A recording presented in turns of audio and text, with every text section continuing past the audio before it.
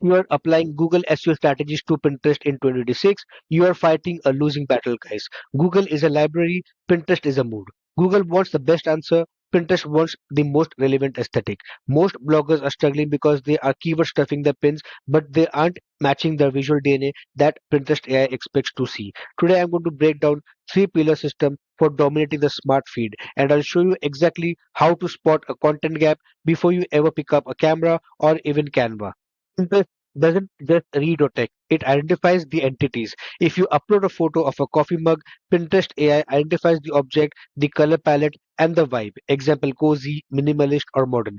If your text says high caffeine coffee, but your image looks cozy, the AI has a conflict. It won't show you your pin because it doesn't know where to categorize it. You need entity alignment. Every element of your pin, from the saturation of the photo to the specific font you use, must signal the specific category. I'm going to show you how to audit your own pins to see if you're accidentally confusing the algorithm. Let's talk about visual clustering. Pinterest groups similar looking content together.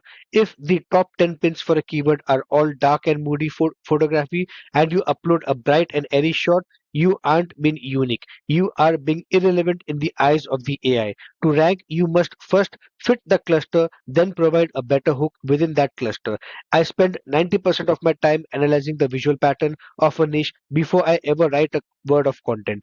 You have to earn your way into the cluster before you can dominate it. This is where the manual work becomes almost impossible. You can guess what the gaps are, but I prefer to see the raw difficulty data.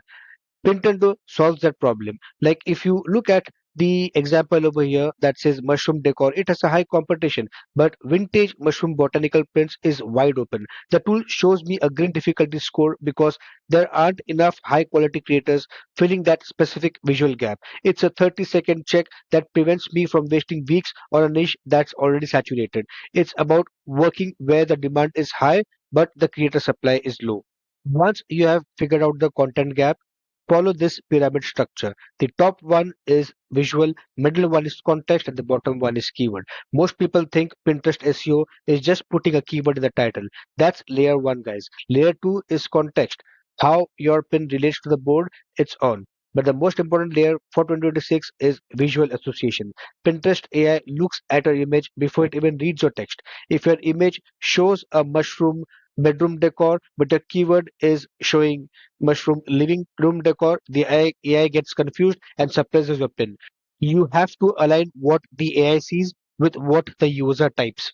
So your homework for tomorrow is go to Pinterest, type in your main niche and look at the suggested bubbles at the top. Those are the context layers Pinterest wants you to fill. If you want to skip the guessing game, you can check those keywords on Pintrendo for free. But either way, stop pinning blindly. Focus on one visual gap per week and watch your impressions actually stay up. Let me know in the comments if your traffic has been flat lately. I'm looking at the niches to analyze for my next video.